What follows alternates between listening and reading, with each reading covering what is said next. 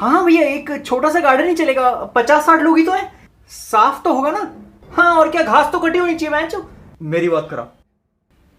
Hello, हाँ जी, आप event करवाते टट्टी करवाते हैं? खेत में हगने थोड़ी ना बैठेंगे फाट लोग, नहीं तो घास तो काटनी पड़ेगी। होली पार्टी के लिए गार्डन मांग रहे हैं, अब कमर तक घास होगी तो घास फूतड़ में नहीं घुसेगी। बहुत टाइम हो गया होली खेले हुए। याद है जब छोटे थे तो एक रात पहले बाल्टी में इतने सारे गुब्बारे भर के रखते थे, फिर सुबह होते ही आने जाने वाले पे गुब्बारे मारते थे। मैच तू नहीं खेलता था गुब्बारों के साथ? एक सेकेंड, अभी 3 दिन पहले ही खेल रहा था। पर होली तो परसों है ना। ओ होली के गुब्बारे नहीं, आप घास काटिए, हुतिया मत काटिए। मामा मामा जी, भांजे पाटू। मामा जी, बे झाटू, नीचे तेरी स्कूटी खड़ी है। हाँ, आने जाने को जगह नहीं है, सीधी करके नहीं लगा सकता। नीचे मेरी तो बगल वाली दुकान के पास खड़ी है। फिर नीचे किसकी खड़ी है? मेरी है, मैं हटा के आता। बेटा कोई बात नहीं, इंसानों से गलती हो जाती है। मैं क्या जानवर हूँ मैं? मामा आप बहुत सही टाइम पे आए हो। क्यों, किसको बच्चा करना है? अरे नहीं, ये हमारा भाई इस साल होली पार्टी करवा रहा है, बहुत छोटी सी। शाबाश शाबाश। परसों होली है ना, तो मैं 50-60 लोगों की गैदरिंग करवा रहा हूँ। डीजे और केटरिंग वाली से बात होनी बाकी है, लेकिन गार्डन बुक हो गया, उसकी घास कटनी बाकी है। पिचकारियां मैं ले आऊंगा। मैं टेंट वाले को बोलता हूँ।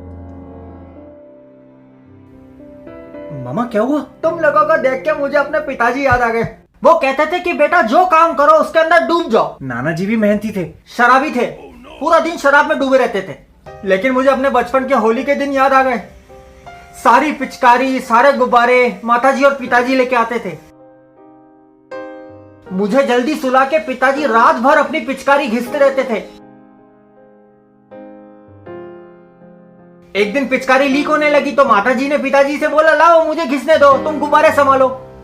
पूरी रात माताजी ने मेरे पिताजी की पिचकारी घिसी और पिताजी गुब्बारे देखते रहे। टेंट वाले को फोन करिए जरा। हेलो, खुला आसमान टेंट्स, परसों होली आ रही है ना, तो मैं 50-60 लोगों की गैदरिंग करवा रहा हूँ। मैं आपको डिटेल्स व्हाट्सएप कर देता हूँ। ओके, हाँ ओके ओके ओके ओके। 2500 में टेंट बुक हो गया। Yes yes. अब केटरिंग वाली को बोलता हूँ, उसका नंबर नहीं है, लेकिन अबे उसी दिन ऑनलाइन डिलीवरी मंगवा लेंगे ना। बेटा कहाँ इतना खुशी के मौके पर हाथापाई करते बैठोगे? तो इतनी सी बात है, गुल्लू कब काम आएगा? This man is Rahul Dravid और जुगाड़, डिपेंडेबल। मामा जी होली पे थोड़ी तो शराब होनी चाहिए। बेटा भांग भोसड़ा मत कर, ढंग से होली खेल ले। मामा जी आपको कितना ज्ञान है। बेटा मैंने लाइफ में बस 2 चीजें चोदी हैं, दूसरे नंबर पे ज्ञान है। अब बचता है एंटरटेनमेंट। किसको बुलाएं? तुम लोगों को डेविड गेटा पसंद है? डेविड गेटा को कौन नहीं जानता? हाँ, राजा डेविड गेटा, उसका एक बहुत बड़ा फैन है डीजे मेहता, मेरे घर के बगल में रहता है। समा बांधने का क्या बांध देगा? ऐसे कैसे किसी को भी बुला ले? अरे तुमने उसका वो सुपर हिट गाना नहीं सुना? कौन सा? हनीमून पे ले गए जर्मनी, हनीमून पे ले गए जर्मनी, जर्मनी जर्मनी। हमारे सजना को पसंद मिशनरी, बोलो हमारे सजना को पसंद मिशनरी। अरे भैया हमारे सजना को पसंद मिशनरी। हनीमून के लिए गए फिर स्विट्जरलैंड, हनीमून के लिए गए फिर स्विट्जरलैंड। वहाँ भी काम आया खुद का हैंड। तो गाओ, वहाँ भी काम आया खुद का हैंड।